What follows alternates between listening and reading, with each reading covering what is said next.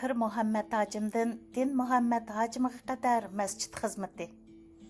Helim yadımda 1994 yıl Almatıda çoğun bir mescidning içilish murasim bo'ldi. Murasimga Qozog'iston muftisi va davlatning muhim arboblari, Uyg'ur ziyolilari, olimlari, shundaqla har qaysi joylardan kelgan Uyg'ur jamoatchiligi qatnashgan edi. Bu masjid shu zamonlarga nisbatan Qozog'istonda bino qilingan tunji va eng cho'ng masjid hisoblanadi. Bu Sultan Qo'rg'onlik Pir Muhammed Hacim Kuziyevning tashabbusi, farzandlari va yurt jamoatining qo'llab-quvvatlashi bilan silingan Ali Muhammad masjidi edi. Ali Muhammad masjidining silinish tarixi o'tgan asrning 90-yillarning boshlarida mərhum Pir Muhammed Hacim Məkkə və Mədinəyə bolğan həcc səfiridən naiti çoğunqur təsiratlarga ega boludu və köңlüge Almatıga qaytıb berib Sultan Qorğonga məscid silib kişilərni, bolubmu yaşlarni musulmanga yat qılıqlardan tosub məscidning yoluga başlaşdan ibarat ulug' niyetni pütüb qaytıdı. Pir Muhammed Hacim haramdan qaytib kelibla aşı ulug' niyetini ishga oshirish uchun tutish qiladi.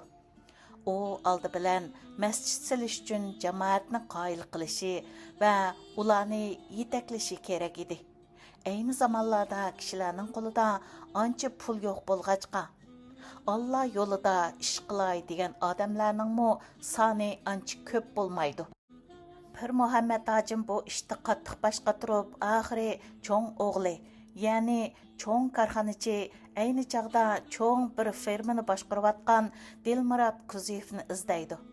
Dilmurod Kuziyev dadasining bu planini qo'llasimi, bu ishning intayin qiyin ekanligini, bundaq cho'ng qurilish uchun nurg'un iqtisod ketadiganligini bilganligi uchun bu ishdan o'zini qochirdi. Ammo ko'pni ko'rgan va beshidan issiq so'g'oqlar o'tgan Pir Muhammed Hacim o'ziga xos aql farosat va hikmat bilan ta'sirli so'zlarni qilib Dilmurod akani qoyil qiladi.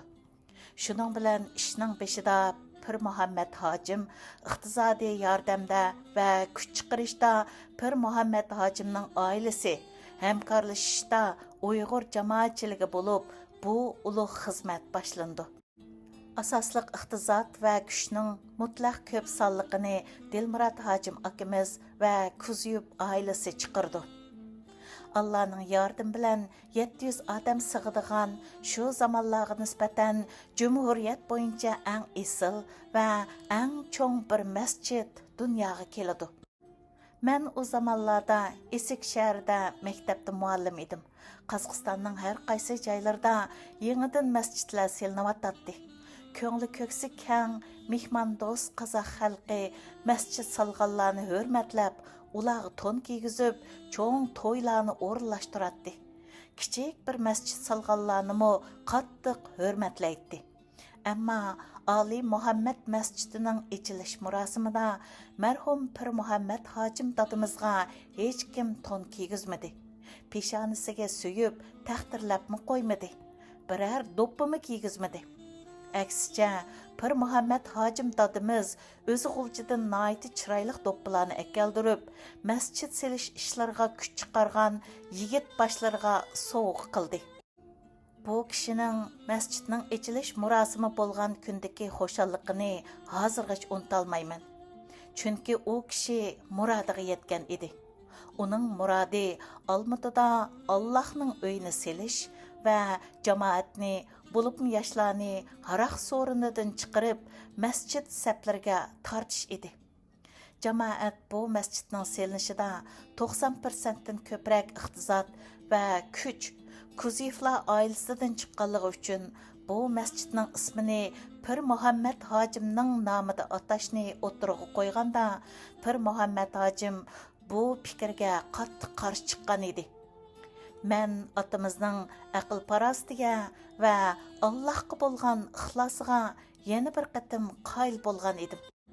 Peqir hafta oxirlari Almatıga kirganda ko'proq Sultan Qo'rg'on mahallasiga kelatdim. Bir kuni Pir Muhammed Hacimning masjid qo'rosida ishlayotganligini ko'rib qoldim. qo'lida go'rjak, üstü beshi to'pichang, chiroyi aptapda kuyib ketgan va o'riqlab ketgan bo'lsa-mu, ammo nihoyatda jonliq va xushal ko'rinadi. Darhol berib qo'lidagi go'rjakni olmoqchi bo'lganimda, "Balam, sizgim ish tepiladi. Mendan g'am yemang", dedi va qo'lidagi ishni bermadi. Anglasam Pir Muhammad hojim masjid salaman deb bar pulini va butun kuchini ataganning sirtida o'zining pensiya maoshini butunlay masjidga atib etgan ekan. Mushuning o'zi bir qahramonlik emasmi? Albatta, ushbu hashamatlik qurilishning bosh homiyi o'g'li Dilmurod akam Kuziyev bo'ldi. Yurtdagi erlar kelib qarshi bersa, ayollari tamoqlarini yetkazib berdi. Bundaq birlik va o'mlikning orqasida 700 kishilik masjid barliqqa keldi. Masjid silish hargiz o'ng'ay ish emas. Biror qitim masjid salmagan odam buning qiyinligini bilmaydi. 2021 yil Makkada Dilmurod Kuziyev hojim akam menga mundaq deb bergan edi. Bu masjidning silinishi nihoyat qiyin bo'ldi. Bunun qiyinligini va marhum dadam bilan tortgan jafo mushaqqatlarimni bir Allah, dadam va men bilaman. Masjid silishga qarshi chiqqanlar, to'sqinliklar va bo'lmug'ur so'z cho'chaklar oz bo'lmadi. Dadamdan boshqa odam bo'lsa, masjid silishdan allaqachon voz kechadi. Chunki bizni qo'llaydiganlardan tillaydiganlar, yordam qildiganlardan to'sqinlik qildiganlar ko'p bo'ldi. Lekin Allohning yordami bilan masjid bitib chiqdi. Dadamning yana bir fidokorligini so'zlab beray, deydi Dilmurod akam. O'sha yillarda Olmaotada to'y bo'lsa, oz deganda 2 yashik haroq quyiladi. Haroqsiz to'y bo'lmaydi. Chunki haroq bo'lmagan to'yni to'y demaydi.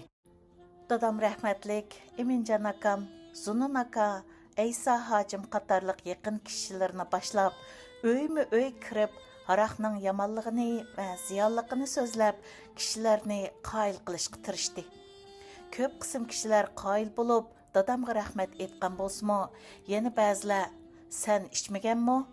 Biz haroqsiz o'talmaymiz" degandek gap so'zlar bilan arziyat berdi. Ammo dadam hargiz ishkilinib, orqaga chekinmadi.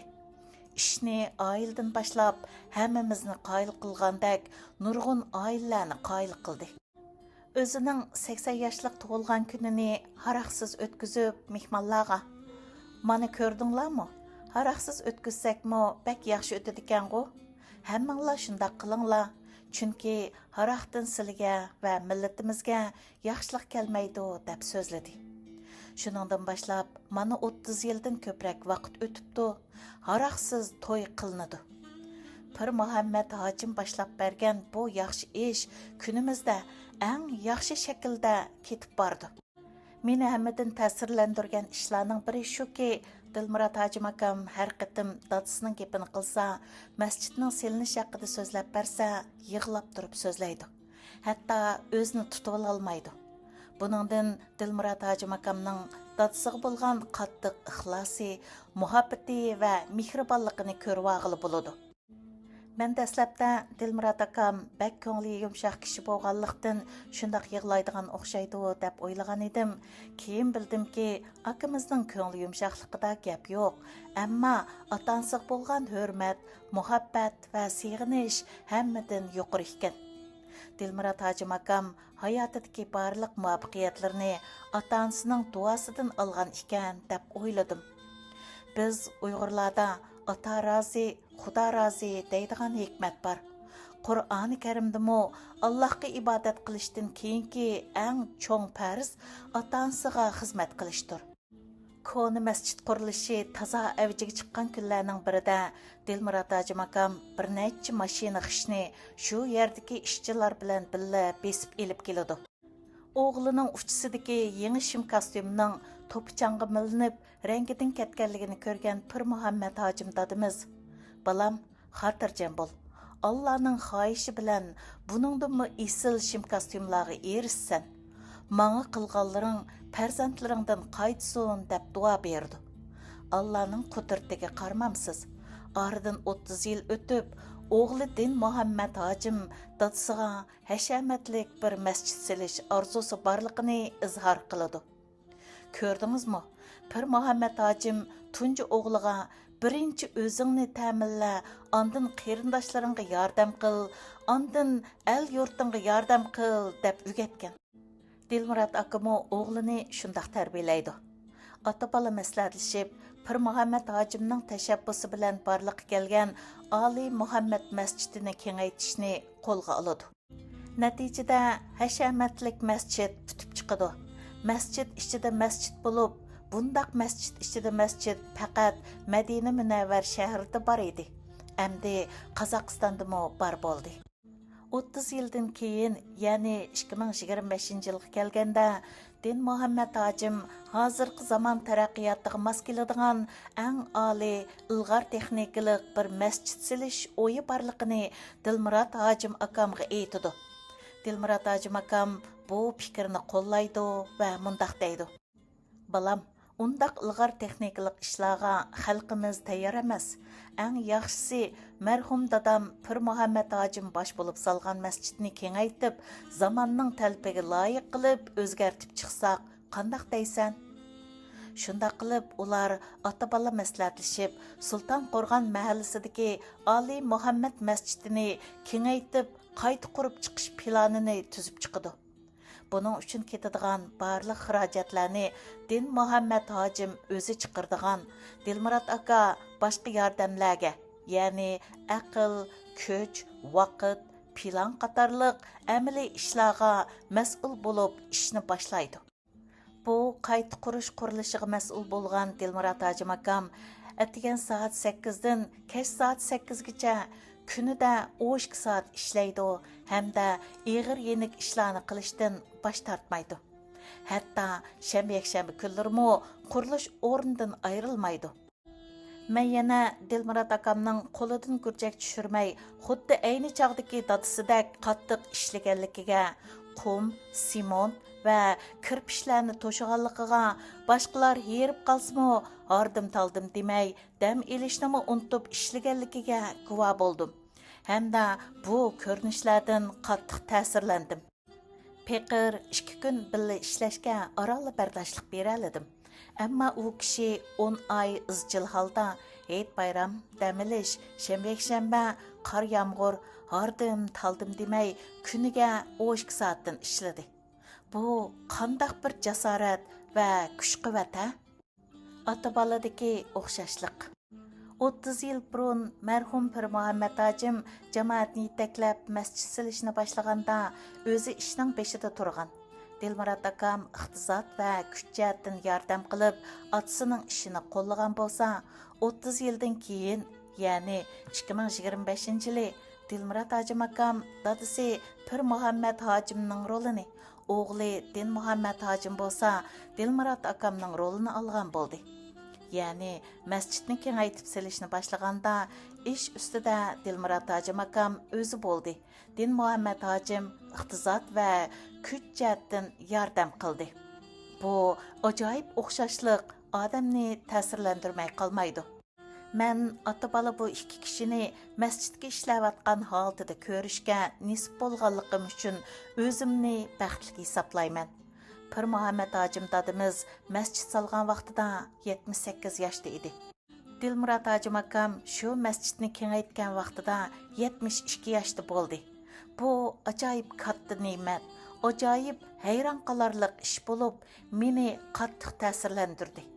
Dunyoda bundaq o'xshashlik bormidi? Dilmurod hojim akam bu ish Allohning bizga ato qilgan katta mukofotidir. Men mushu mukofotning shukronasini ado qilish uchun bu yil haramga borman dedi. Bu ishqa Dilmurod hojim akamning o'g'illari hammadan bak ishligini Pir Muhammad, qizlari, inilari Mirzahmat, Zokirjon alohida cho'ng yordam qildi. Hatto Dilmurod hojim akamning inillarining ballarimi yordamlashdi. Jiq pul topgan odamlar nihoyat ko'p.